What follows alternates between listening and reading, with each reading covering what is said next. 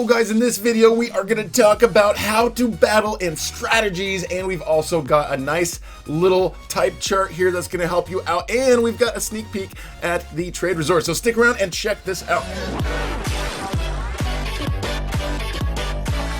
What is up, guys, and welcome back to DeeterPlays. We've got some updates here on Lando's website, also on the Llama Train Studio website, and we've got some stuff that we want to show you inside of the game that's going to be very helpful for you when it comes time to do battles. Also, some tips here when it comes to trading as well. So first of all, let's take a look at what we've got in the new trade resort. It says here's some sneak peek, and it says the new trade resort will be coming soon. They don't have an exact release, but we will know.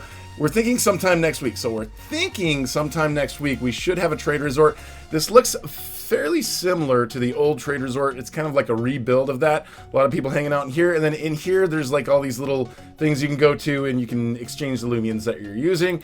These are some looks over here. We're going to talk about trading safely here, guys, as well, because we learned a lot in Pokemon Brick Bronze and in Bubblegum Simulator and all that sort of stuff. People try to scam others out of really good stuff. So your Loomians, try to guard them as much as you can. Don't loan out a Loomian to another person unless you are willing to lose it, because chances are there's a lot of people that say, just let me borrow it for one battle, I just need to borrow it for a gym battle, and then they don't give it back, and that happens all the time, and it's really impossible to report them. You know, Lando, those guys, they're getting lots of reports. People sometimes try to report that stuff to me, and I can't really do anything for you. So guys, make sure that when the trading comes out that you are careful and you don't get scammed by people, okay? I will have live streams where I'm going to basically just give away some Loomians to you guys. So I'm going to be collecting, I'm thinking, I've already got some Kleptics, but I think I'm going to collect some Geklos as well, because I think Geklos will be kind of a useful one. Those are actually fairly strong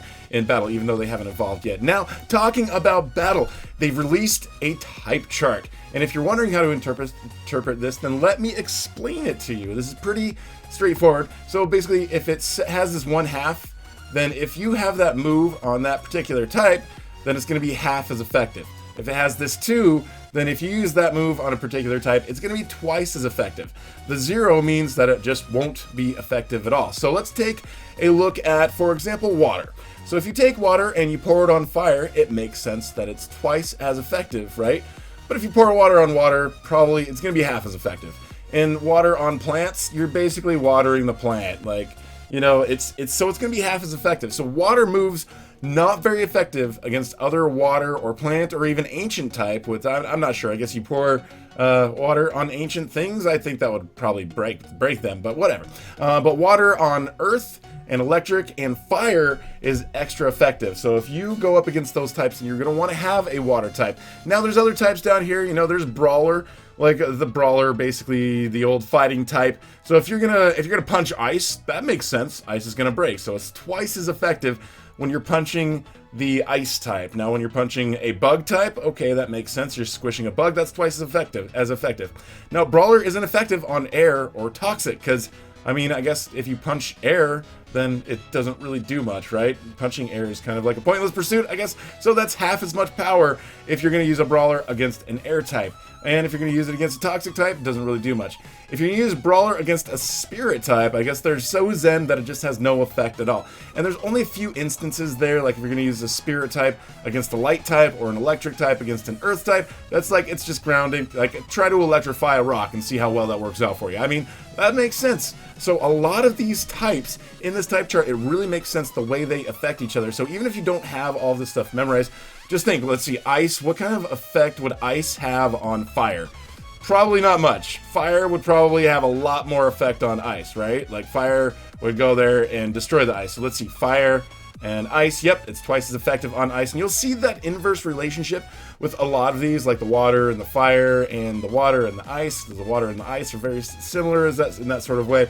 So you're going to see that inverse relationship where, say, water is half as effective on plant, but let's see, plant is twice as effective on water. So they've got that inverse relationship going on there. So if you go up against a plant type, then don't use your water type Loomians. And if you are a plant type and they've got a water type, then it's probably good to use your plant type. So that's how it works. And also there's little indicators inside of the game that kind of explain to you how this all works, and kind of gives you a little bit of a tip while you're inside of the game. And that wasn't there in Pokemon Brick Bronze. You sort of had to know the types and how they had effect on each other. And also it's wise to know the abilities. We're going to do a video and try to figure out as much as we can about the abilities and all the different types of Loomians and how to go up against those. Like for instance, if you're going up against the Geklo, you don't want to throw an electric type of move against a Geklo. Now a Geklo is an electric and it's also a light, but you know, it should have half an effect maybe,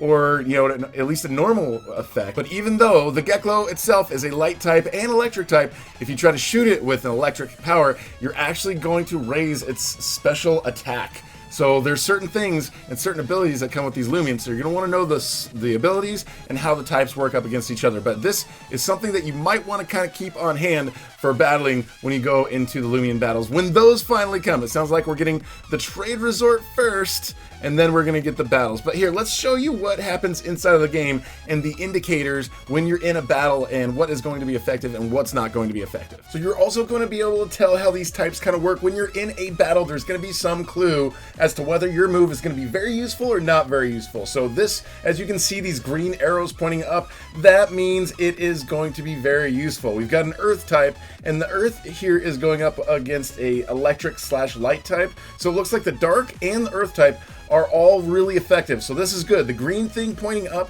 that means that it's going to be a super effective move against whatever the Loomian is that you're battling against. Okay, and now on the other side of the equation, if you go up against someone and you have a little arrow pointing down, a little orange one isn't as bad. If it's red, then it's really bad. It's not going to have really any effect on the opposing Loomian. If you do this, it might have some effect, but not much. You know, I guess if you have a really high level and they have a really low level, it will still knock them out, but that's really not going to be very effective. So right now in this sort of situation, I would want to use Pine Shot. Now if it doesn't have anything pointing up or pointing down, it's about kind of middle level. It's not going to be like ineffective, but it's not going to be super effective. It's just, you know, just the normal sort of hit right there. So you want to go for the ones that have an upward arrow and try not to use the ones with a downward arrow if you can in a battle. So that's another reason why you kind of want to diversify your Loomians and give them at least 2 types of moves. This one's got bug and plant, so try to do that. Have at least 2 types of moves that you have for each of your Loomians in a battle. Alright guys, well I hope that this has been very helpful for you. If you are new, I would love to have you subscribe and hit that notification bell. I want to help you guys when it comes to battling and showing you new Loomians and all sorts of cool stuff in Loomian Legacy as it gets updated and in the future. And we're going to do some battles with you guys during live streams, so make sure you've got the notification bell on so you can show up and challenge me in the game. Alright, thank you so much for watching, and we will talk to you guys later.